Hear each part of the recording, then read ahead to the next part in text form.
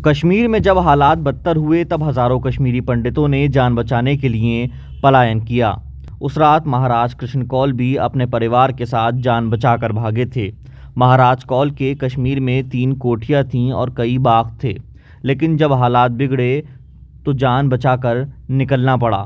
तब कौल सोने का जेवर, घर में रखे पैसे, कीमती सामान सब कुछ छोड़ आए थे, लेकिन उर्दू में लिखी गीता वह अपने साथ ले आए थे। महाराज कौल बताते हैं कि हालात बेहद ख़राब हो गए थे। हर जगह ऐलान हो रहा था, कश्मीरी पंडित भागो वरना मरने के लिए तैयार हो जाओ। उस वक्त वे अपने साथ उर्दू में लिखी गीता ले आए थे। कौल उर्दू में लिखी गीता को अपनी रूह मानते हैं।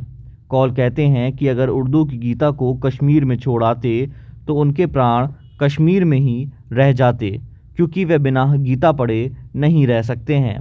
कौल कहते हैं कि भगवद गीता का और उनका 1960 से चोली दामन का साथ है। तो इस वक्त हमारे साथ महाराज कृष्ण कौल जी मौजूद हैं। कश्मीर से जब ये वापस लौट कर आए तो अपने साथ उर्दू में लिखी गीता ले आए। इसी पर इनसे बातचीत करेंगे।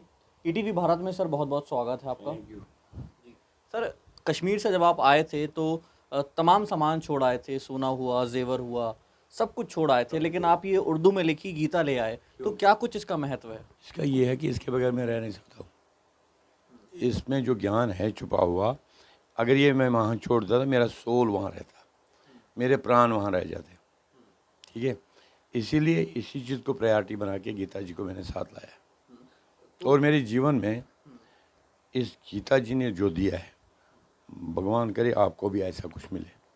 कौल साहब, जब आप कश्मीर छोड़ रहे थे तो क्या कुछ मतलब वहाँ हालात थे, तो क्या वजह रही, सिर्फ आपको गीता ही लानी याद रही, तमाम चीज़ें आप छोड़ आए?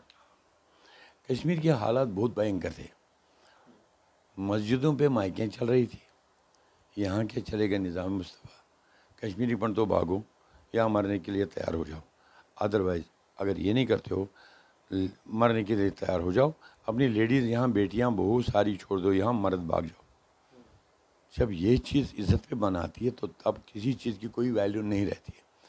फिर उठ के भागे, एक एक ट्रक में 10-10 फैमिलीज़ भेड़ बकरी की तरह चढ़े, किसी भी तरह से जान बचाई। कर्फ्यू लगाया था उस वक्त गवर्नर ने, कर्फ्यू के कारण हमारी जान बची, we could pass the tunnel. तो अब रहा आपका भगवद गीता। भगवद गीता और मेरा चोली दामन का साथ है। अच्छा। ये आज का नहीं है, 1966 से, क्योंकि हमें हिंदी पढ़ने नहीं दिया जाता था कश्मीर में, हिंदी टीचर ही नहीं प्रोवाइड करते थे। सो हमें उर्दू पे ही कमांड थी। उर्दू में मैंने ग्रेजुएशन करी है, और भी कुछ मेरे अच्छा छोड़ दिया उस चीज़ को। तो मेरा सबसे बड़ी प्रायोरिटी ये थी कि सीने से लगा के मैं उठा के लाया, बस बाकी कुछ नहीं आया, नंगा आया कुर्ते पैजामे में और भगवद गीता साथ, क्योंकि इसके बगैर मैं रह नहीं सकता। जो ज्ञान मुझे इससे मिलता है वो कहीं नहीं मिलता। मैंने ये बहुत पढ़ी, कई साल पढ़ी, कॉलेज पीरियड में पढ़ी, 1966 से अप टू 73-74 में पढ़ता ही गया।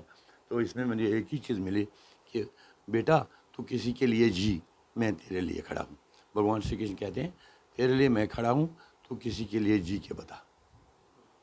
और ये चीज़, ये फार्मूला मैंने अपने जीवन में उतारी आज की डेट तक। Now my age is 68। आज तक मैंने सिर्फ लोगों की सेवा करी है, जीव जंतु की सेवा करी। आज भी वही मेरा प्रयास चल रहा है। जितना भी, अगर मैंने ये प्रोजेक्ट ऊपर बनाया, ये भी गरीबों के लिए, कोई गरीब लड़की है नहीं पैसा उसके पास है, बैंक्वेट हॉल के लिए, यहाँ आ जाओ, करो मुफ्त में गैस मेरी, बिजली मेरी, पानी मेरा है नहीं, सारा भोलेनाथ का है। ठीक है जी, जितना मैं मदद कर सकता हूँ उतना मैं करूँ। ये वही भावना है, मेरा जीवन ही शुरू होता है। कौल साहब, एक सवाल ये है कि उर्दू में गीता आपको कहाँ से मिली? क्या इस गीता का इतिहास है? ये गीता एक्चुअली लाहौर में प्रिंट हुई है, और दिल मोहम्मद साहब ने ये वर्स में भी लिखी और प्रोज में भी लिखी है। जब हमारे वो ऑप्शन कोई नहीं था, मुझे ये भगवद गीता मिली एक स्टेशनरी शॉप से। नहीं, ये मामा जी ने मुझे दे दी। मामा जी आए थे हरिद्वार से जनवरी में, उनने सबको कुछ ना कुछ दिया, मुझे गीता जी दी। ये गीता जी मेरी जीवन बन गई। ये मिली मुझे मामा जी से, मामा जी ने लाई थी हरिद्वार से। लेकिन कश्मीर से आप ही लेकर आए थे इसे? कश्मीर से मैं लेके आया। तो कभी आपके मन में ख्याल आया उर्दू में लिखी हुई है, कुछ अंतर होगा? कभी आपने वेरीफाई चेक किया ये सब? नहीं जी, ये बहुत ही विविड है, बहुत ही एक्सप्लेन्ड है। कोई भी दुनिया में प्रोफेसर हो, डॉक्टर हो, पढ़ा लिखा बंदा हो, इतना ज़बरदस्त ट्रांसलेट नहीं कर सका भगवद गीता का। इसकी एक और मेरे पास थी, वो एक सूफी संत था, उसका नाम था असदुल्लाह। उसने ले ली, वो वर्ष में थी, वो वर्ष में भगवद गीता दिल मोहम्मद साहब ने लिखी है, बहुत ही शानदार। फिर मैंने लाई नई सड़क से एक और वो, and I have got that also. जो मज़ा इसके पढ़ने में है, बड़ी शांति मिलती है, सुकून मिलता है। कहीं ना कहीं उर्दू से कह सकते हैं आपका एक लगाव भी है। मैं पोइट भी हूँ उर्दू का, शायरी भी करता हूँ मैं उर्दू में, ठीक है। उर्दू से मेरा लगाव है ज़बरदस्त, बहुत लगाव। पढ़ाई भी है बच्चों को। तो ये थे महाराज कृष्ण कौल साहब। कश्मीर में हालात ख़राब हुए, पलायन करने को लोग मजबूर हुए, तब ये कश्मीर से लौटते वक्त एक गीता अपने साथ ले आए थे, सिर्फ गीता, जो कि उर्दू में लिखी हुई है। सब कुछ कश्मीर में छोड़ आए थे, चाहे वो रुपए पैसे हों, सोना चांदी हो, अपने परिवार के लोग और गीता के साथ ये कश्मीर से लौट आए थे। आज भी जब ये गीता पढ़ते हैं तो कहीं ना कहीं इन्हें अपने उसी घर की याद आती है जहाँ पर ये हालात ख़राब होने से पहले गीता पढ़ा करते थे। आज भी इनकी इस गीता से एक अलग ताल्लुक़ है। शहज़ाद आबिद, ETV भारत, गाज़ियाबाद।